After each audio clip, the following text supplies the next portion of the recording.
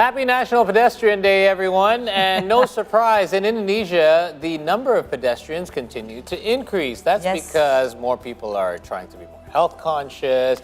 There are more facilities available to us these days. However, many Indonesians are still unaware about the actual function of the sidewalks and, more importantly, the rights of us as pedestrians, as you can see in that previous video as well. That's right. There's so much to unpack there. I mean, the fact that sometimes vehicles, like two-wheelers, even go up on sidewalks. There are street vendors that sometimes block the area. So as pedestrians, we have to sometimes take a little shortcut onto the road. So, you know, you've spent time abroad as well as myself. How would you compare right now Indonesia's infrastructure for pedestrians? Current state, here in at least here in Jakarta. It's getting better, I would say. It was very different if we were going to talk about like 2 decades ago, right? And I remember when I went, the first time that I went back here to Indonesia, my mom was always said it's very different here when you want to walk, because back in the States, you know that you have the rights, especially when you're walking.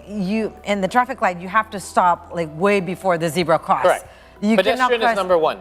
That's right. Like you can't. You always have the upper rights, right? But it's very different here when cars and maybe motorcyclists, they don't stop for us pedestrians. Even when we're already walking the sidewalk, sometimes we're the ones that's looking left and right just to make sure, right? That's right. So it's quite dangerous for us, especially if you're walking. But now that I see, even the sidewalks are getting more. You know, it's more larger in size, and they're taking care of. You know, it seems like they're taking care of the cleanliness.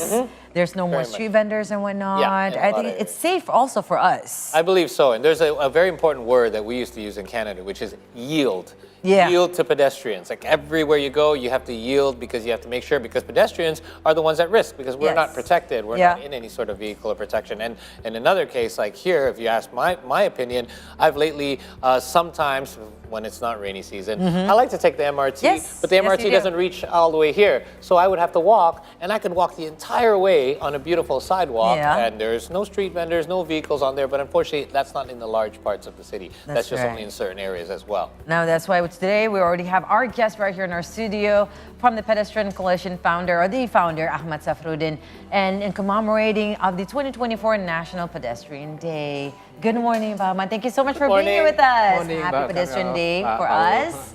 So let's talk about your coalition, or the Pedestrian Coalition. Who initiated? Of course you did, but with like all your team members and whatnot, what made you, or what made this coalition happen? Yes, actually, since 2011, we established this coalition. After almost 10 years, we have a campaign how we can encourage people to reduce their dependency on the motor vehicle. You know, Car Free Day we initiated in 2001. Wow, okay. With a mission how we can improve the pedestrian facilities, bike path, and also make mass public transport like that. But you know, after 10 years, Car Free Day, infrastructure for pedestrian facilities not there. So finally, we need to push again by establishing of the Pedestrian Coalition, or KOPK, Koalisi Pejalan Kaki.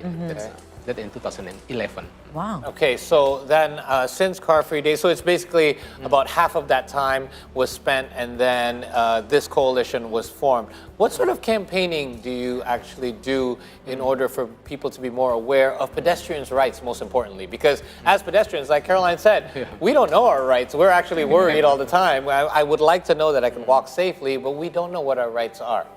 Yeah, the first is we have research and studies like that, and then we drafting the policy paper like that, and we submitted to the government.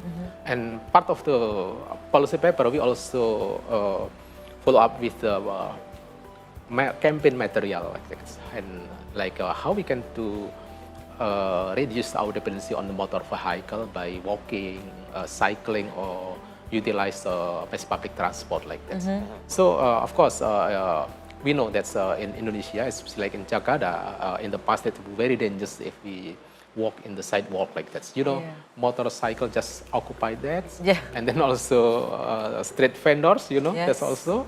So finally, from 2011, we have a movement to push them, whatever street vendors or motorcycle rider that's occupied the sidewalk, we avoid that from the sidewalk like that's. Even that's also very dangerous for us. You know, we have no role. There is no regulation that's give us the role. There's no actual law that actually protects the pedestrian. Those are just ethic, you know. Okay. Ethics, yes, of course. Ethic, we can we can remind someone if they are against the law by occupy the sidewalk like this. But not more like that. Okay. You know, the role is belong to civil service police and also traffic police like that. Not us actually. As a coalition. But then you can report it to them, right? Yes, of course. What's happening. Yes.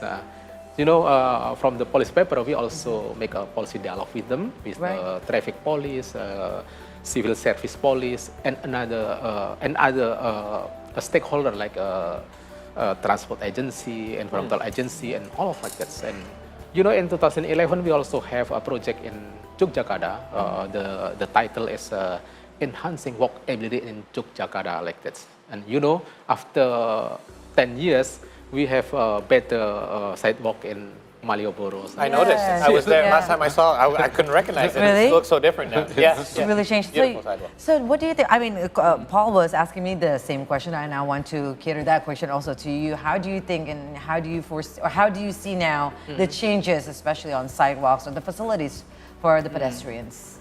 Yeah, I think that's better compared with in the past like that. You know, we have a study on the walkability index like that. Okay. In 2010, like Jakarta, walkability is still in 32 index. 32nd. To 100 index like this. Okay. 32, yeah, 32. And then in 2014, we make a study again. That's increased to be 43. Right. And today, in the range of 55, 56, something like that. In the central Jakarta, that's better, 66, the index. Wow. How does that compare to like 100. other cities? I'm curious. Like, what's the average on a regular metropolitan city? Yes, yes, of course. If you look at the Asian cities, metropolitan and ASEAN, that's we still below like this. You know, in Asian cities, that's the average. That's 63. I think that's good. That's an That's average. Part of them has index 81 or something like that. Okay. And in Indonesia, we have a small city like Magelang or Yes. Ngawi, the small city. That's better. They have a index 77 like that. That's, I think that's a very good thing. Is it because of the culture? They're still, walking. It's a part of their regime as of us here in Jakarta. So we're used to get out of our house, just Into go a car. That's it. Or a motorcycle. Yes, on the other hand, also like that. Actually, the small city. I think all of city, especially in Java Island, from the past they have a structure that very good. For motor vehicle and then any green belt, and then for non-motorized like for becak and bike like that, and then after that sidewalk like that. You know, from the beginning that's established a structure like that. That's very good for the non-motorized transport, especially for the walking or for pedestrian like that. But you know, in another city like Jakarta, for instance, or like Semarang, even in the past they have a good structure for motor for the road structure like this. But finally, from the development, transport development, that's just occupied that. Yes. But in the small city like Magelang, Ngawi, that's better because probably. Intensity of development not different with the big city like Semarang or Jakarta like that. And they have less vehicles to deal with as well, because with when you get those heavy traffic days, people then are tempted to take a shortcut. Well, if I just take a little bit on the sidewalk, and those are the little things that matter, right? Yeah.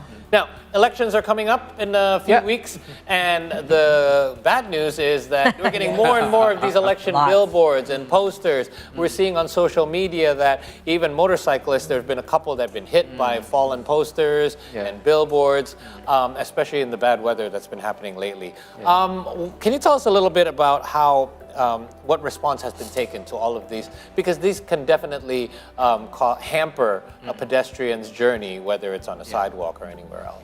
Yeah, of course, that we concerned about that.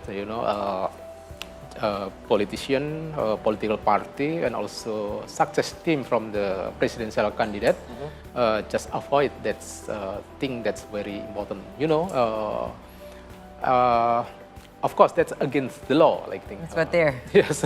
Yeah, we're looking Very at huge. some of these are really big, and what's Yes. the problem is like they can't see like any oncoming traffic Yeah. and things of that sort. So what sort of action can be taken here? I mean, are we asking them to reduce some of these or put them in a safer place? Yeah, I think from us, we just reported that to the related government, like KPU, like that's a General Election Committee.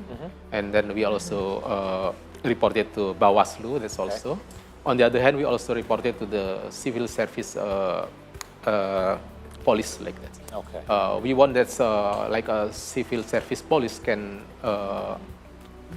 record that billboard and another, because Yeah. that very disturb for the pedestrian. That's Absolutely. right. It could be placed somewhere else. That's much more better. The ironic thing is they're trying to make pedestrians see these things. That's That's why right. they're putting them right in front of our But faces. it's just right? so huge sometimes. Maybe for those, the one that's motorcyclists or maybe the ones in the cars. Yeah. But not for those, walking, because that's like really huge. You can't even see the numbers. So many of them. That's right.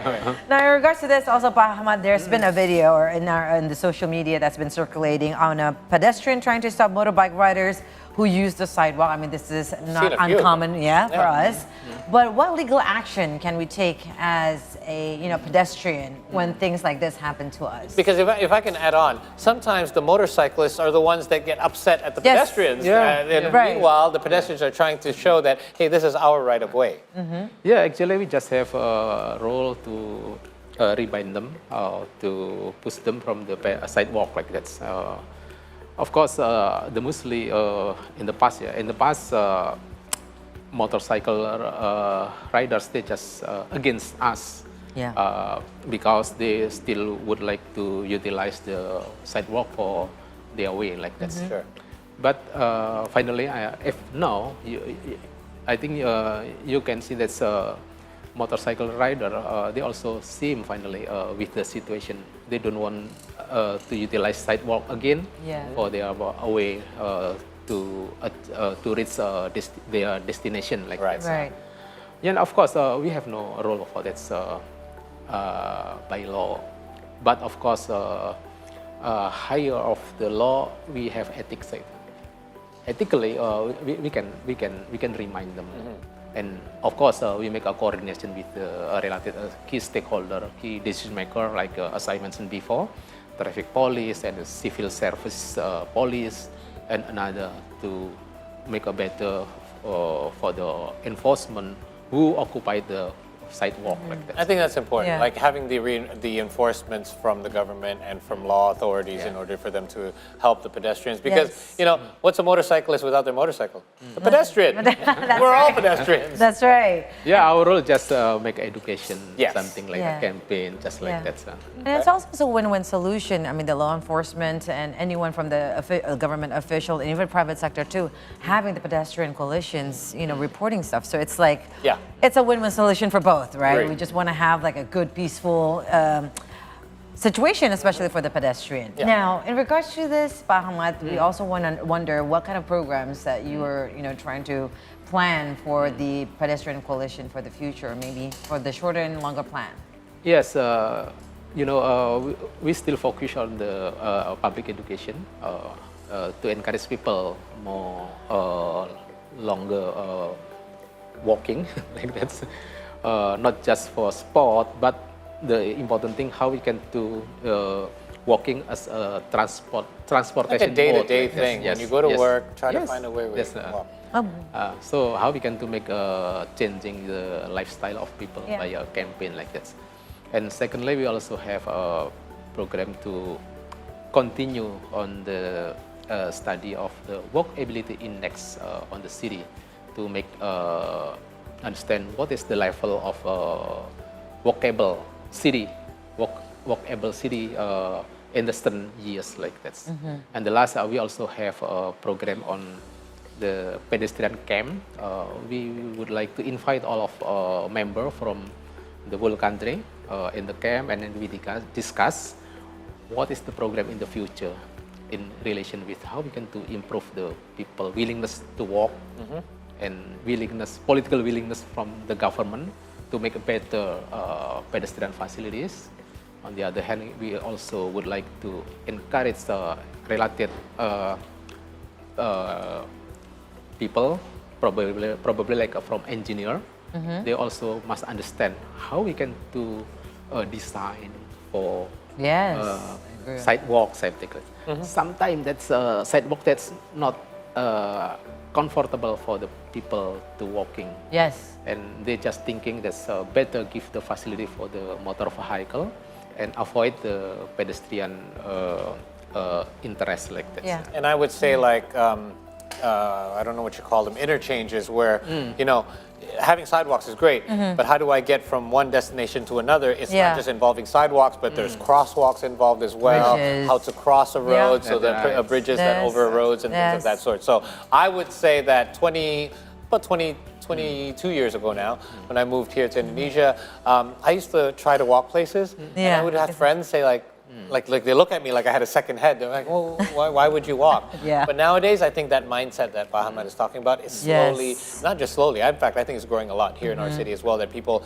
want to walk. We just want to make sure that we're safe while we're doing it. So in relation to that, what are your hopes for this year's National Pedestrian Day? Yes, we hope that government more give attention and a political willingness to allocate the budget to make a better sidewalk and other pedestrian facilities, and also make better. You know, today look like any unfairness for the pedestrian. Government still focus to give the facilities for the motor vehicle. You know, like GPO or crossing facilities, like in the bridge and something like that. That's also unfairness for the people that walking like this. You know, for the car, give the facilities very easy to pass like that. But for the people pedestrian must we have to climb a bunch of stairs. Very true. So that's unfair. So that's better in the future. There's also any willingness to construct zebra cross, something like rather than the bridge for crossing people in the street, something like that. So. Great. So, hey, body is your vehicle, right? It is a vehicle that you got from God, by the way. So utilize it as much as you can. And you only get one, by the way. Bahamad, thank you so much for joining us. You're welcome, Pak Paul. Thank you very much.